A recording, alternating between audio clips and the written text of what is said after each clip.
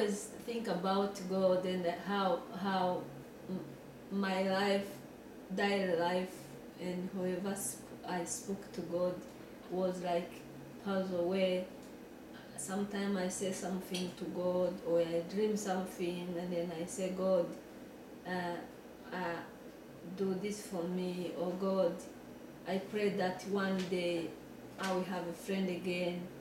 And I never know that God will take me so far where I can discover more, even more than I was expected. When I was hiding at Simba, there was so many things was going on. There was sometimes we used to talk, sometimes we hopeless, people were hopeless. Sometimes we think about how God has been like faithful to us, protecting us, brought us to that refugee places, hiding place. But sometimes the other time people were grumbling. But I remember one day where we were hiding, and we have spent about 3 days with no water, with no anything to eat, and people were saying, "Oh, you're gonna die by being hungry." But I always have kind of hope and expectation.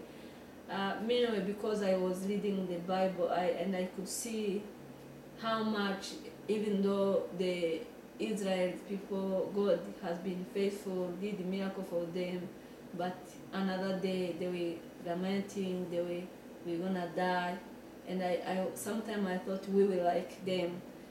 And I was saying, maybe we don't need to lament.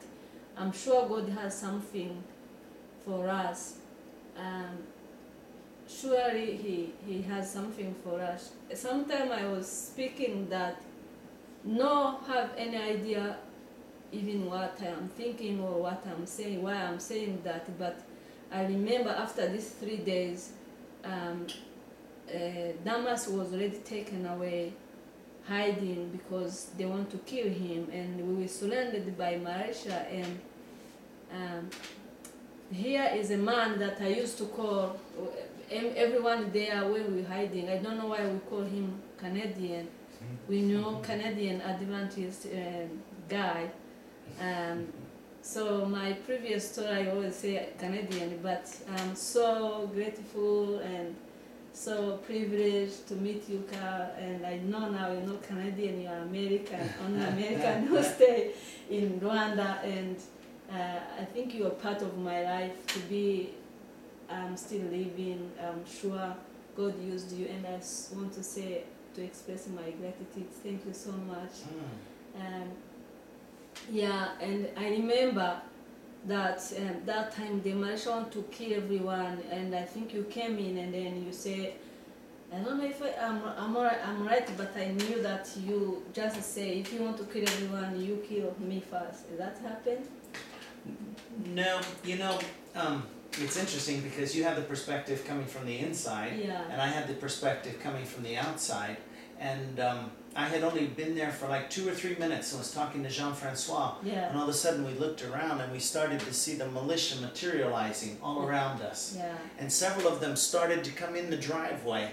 And they stopped when they saw me, and I don't know why. Yeah. I never talked directly to any of the guys with the guys with the guns. Yeah. It was when their leader came in that I started talking directly. Well, I tried to. I tried to shake his hand and greet him. He had already stolen a truck from us, so we had a little history already, so we knew each other. Yeah. But he wasn't at all interested in talking with me, and he went right to Jean-Francois, and he wanted Damas, and then he left angrily with his little stolen green Mercedes, but his guys never left. And we had that standoff that was for about 2, maybe 3 hours. We were just kind of in a standoff. But it is interesting, different people hear different ways and stories grow and different things. And it was a terrible time, though. Very terrible time. We didn't know where an answer was going to come from to our dilemma. Yeah, but to us it was kind of to me. I thought God has brought you the right time the time in need. Because I believe if you didn't show up by that time, then they could come in and take all of us as they wanted to do that. It's always been a little mystery to me why they stopped, because there were times at the beginning of the genocide when they would kill in front of the foreigners just to chase the foreigners out. And so why this time, it's been a bit of a mystery why they stopped when I was there, and then even after stopping they could then think again and say, oh, so let's go, but they didn't. And yeah, timing is an interesting question, because I used to feel so bad when I would get stuck at my home with so much gunfire and the fighting was so intense, we couldn't get out to bring water and food, and I knew you guys were thirsty and I knew you were hungry, and so it is interesting though that, by most of our thinking, the best time would have been the day before to show up with food or water.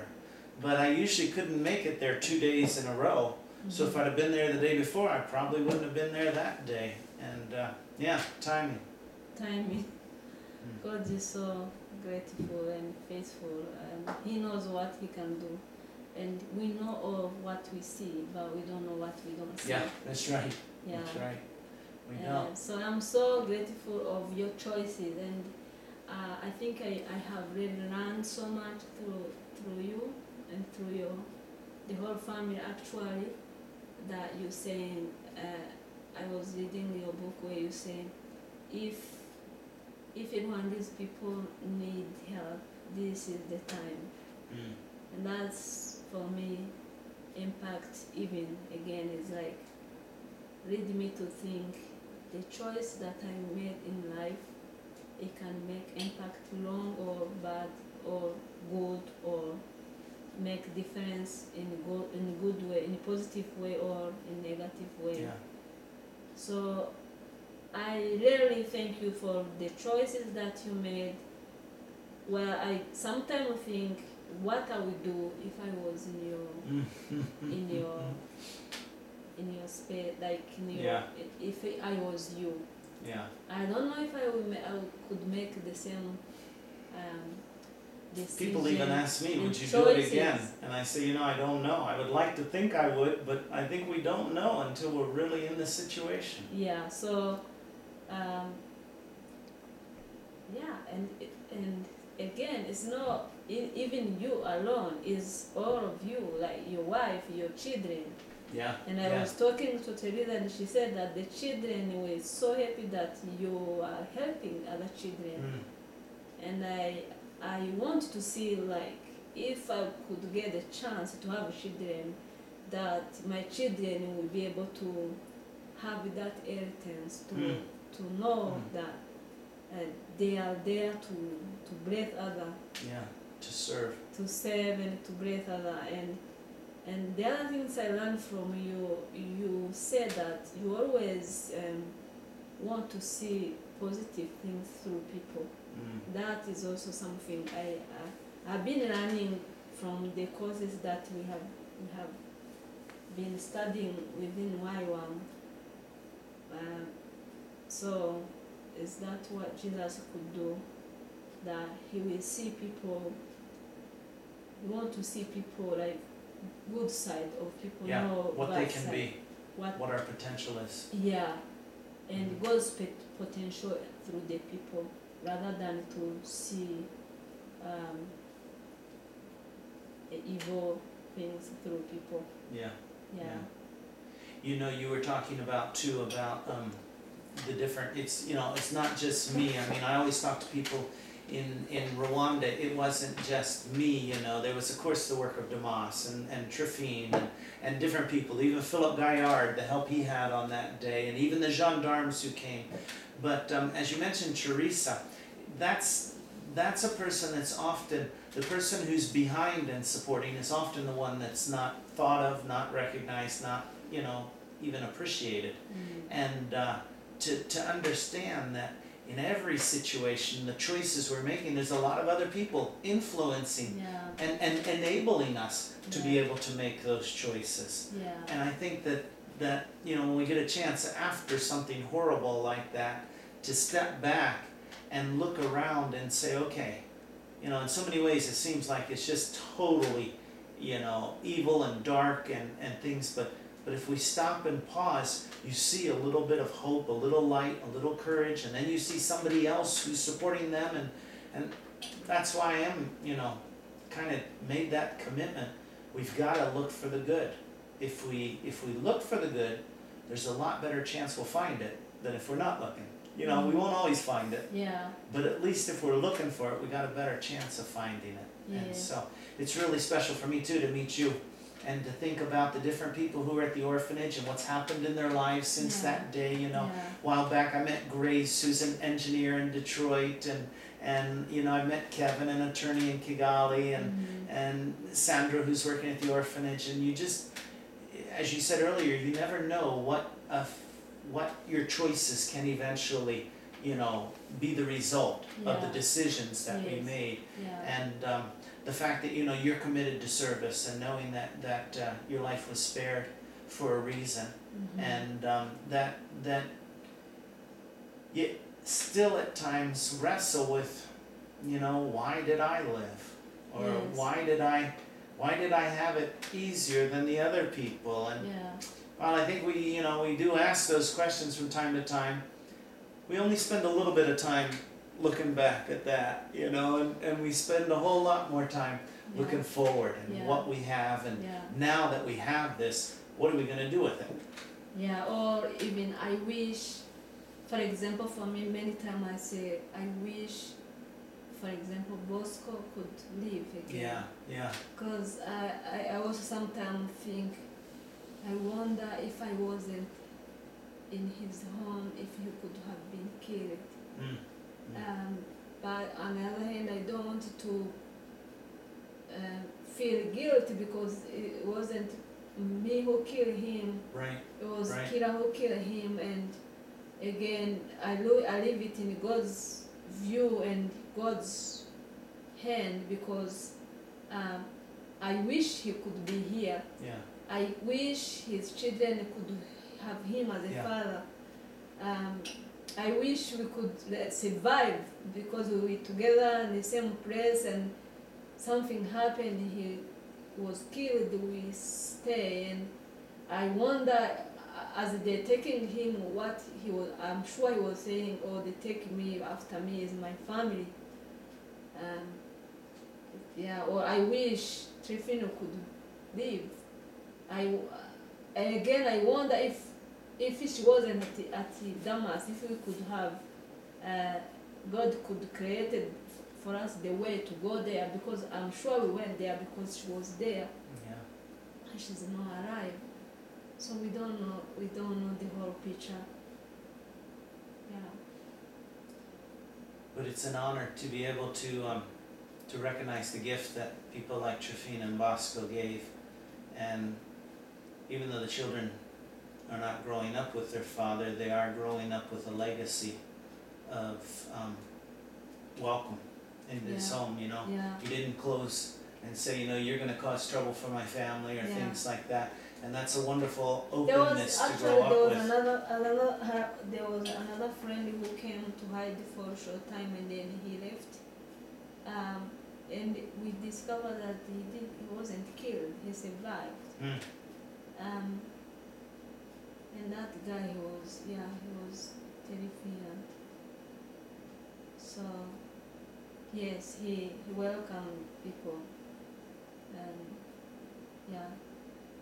So you're right. We have to look for those things, and that's what we hang on to. And it's like I also in genocide I used to speak to God. I say, God, you must protect him in everywhere in the world. They will know that you are God. And I never know that one day I will meet you. Yeah. I never know that one day I will be to your home. Nobody would have ever imagined something like that. I never know that. Even when God said to me, He will take me to the nation. He protected me for His good reason. I must confess that I was kind of had unbelief, saying, how this can happen? I don't see the way. But God said, your way is not my way. Yeah. As heaven is higher than the earth, that's how my thought is completely higher than yours. Yeah. So thank you so much. Well, you're welcome and thank you. And And I'm sure that this won't be the last time. yeah, and This won't be the last time. so I want to say to your children also thank you. It was One day you'll be able to meet them as well. yeah, I will be Yeah. it will be wonderful to meet them. Yeah, and Well, just I think you guys, you are justice maker, peacemaker, and you are world changer. well, we all have a piece in making peace. Yes. So we do And our piece. it's not only you, it's like you, even you telling me your daughter is teaching people English and dance, and they have, I think you have inheritance to bless the nations, and it's all about. And thank you so much. Thank you for your obedience, and we pray that God will even increase and multiply the seed, and not only for your children but also for your country. Yeah. My God bless you.